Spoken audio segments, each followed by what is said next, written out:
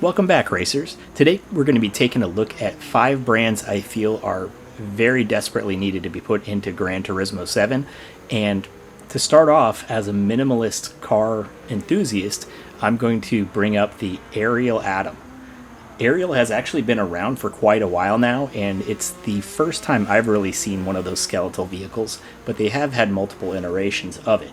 We do have similar cars like this KTM Expo or Crossbow, and the Honda 2 and or Project 2 and 4, and the BAC Mono as well.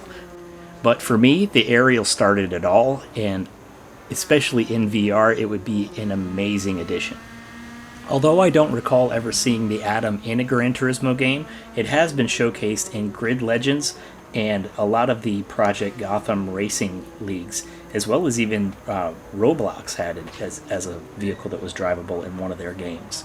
So it has been around, and it has been featured in games, but Polyphony never got around to getting the rights to this vehicle.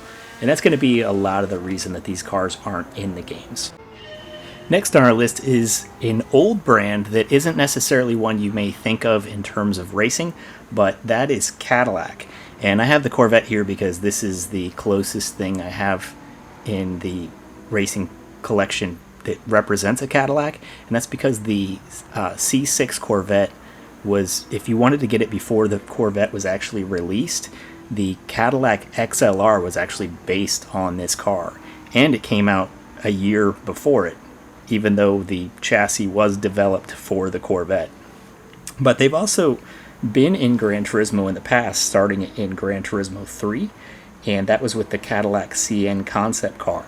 They were in Gran Turismo 4 as well, where that concept car returned, and they got the CTS-V, and apparently even the Escalade. But the CTS-V also has a racing vehicle, and then there's a Le Mans car that's being developed right now, which would be great to run in this game. So it is very absent. It is something that you can play in the Forza series, but they don't have the license to Cadillac in Gran Turismo, even though they do have other GM vehicles.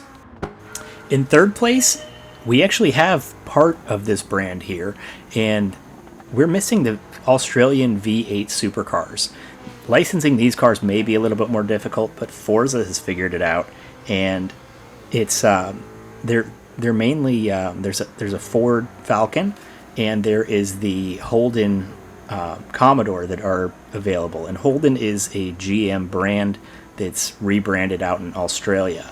And even if they didn't want to bring these cars into the game due to licensing, you could run something. I mean, we have Pontiac in the game, so you could run the Pontiac GTO, which is a rebadged Holden, as well as the Chevrolet SS, which didn't really get much attention just because it was such a confusing name. That's usually a level, a trim level, but they had an SS, which was based on a Holden as well.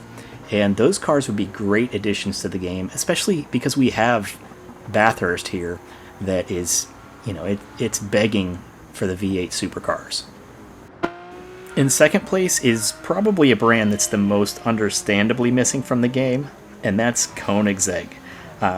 It's never been in a Gran Turismo game as far as I'm aware, and they are extremely limited production, so it's a little bit more understandable that we haven't seen one, especially with the level of detail they put into their cars in Gran Turismo, and that's even further exaggerated in the VR aspect, because you are up close and personal with these cars.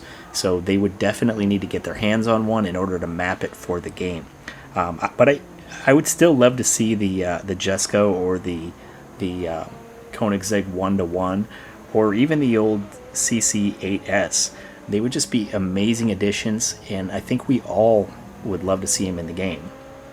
The only downside is we don't ever see doors open, so we wouldn't get the full effect of that dihedral synchrohelix door that makes Koigseg so admirable. They do have, I don't know if it's the Jesco or another one, but they actually had a transmission developed that's tiny and is either a 9-speed automatic or can be used as a full manual transmission as well. So I mean, fully functional with the clutch and everything. You'll stall it out if you don't shift correctly.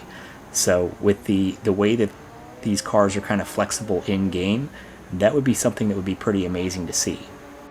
If you've made it this far, please like and subscribe to the channel, and leave a comment if there's a brand that's missing that you feel really needs to be on this list that I might have missed. But let's go on with number 1. For number 1 on the list, we have a brand that was in the original Gran Turismo all the way through Gran Turismo 6, and that is Lotus. Now, we do get a couple cars that somewhat represent Lotus, the first being this DMC DeLorean, and this is a car that was actually built on the chassis of the Lotus Esprit. So even though it's not a Lotus and not branded that way for obvious reasons, it gets us around that licensing issue a little bit. The other car that we have that gives us a little bit of that Lotus flavor is the Toyota MR2, and they actually used some Lotus engineers to help develop the suspension geometry to give it some of that flavor. That being said, we are grossly missing cars like the Lotus Elise, the Lotus Exige, and I wouldn't even mind if they brought the Esprit back. That was a really good car. There's also the Lotus 7 that has been sold off as a Caterham 7 as well, so if we do run into licensing issues, you could still get the car back in the game. Like the rest of the cars in this game, we are missing it due to licensing complications, but they are currently owned by a Chinese company called Geely, and another company that Geely owns is Volvo, and we have seen them added to the game recently, so we may see Lotus in the near future. I know it's something that Gran Turismo is aware of, and it'd be nice to see it come back to Gran Turismo where it belongs. But either way, I appreciate you guys watching, and stay clean out there.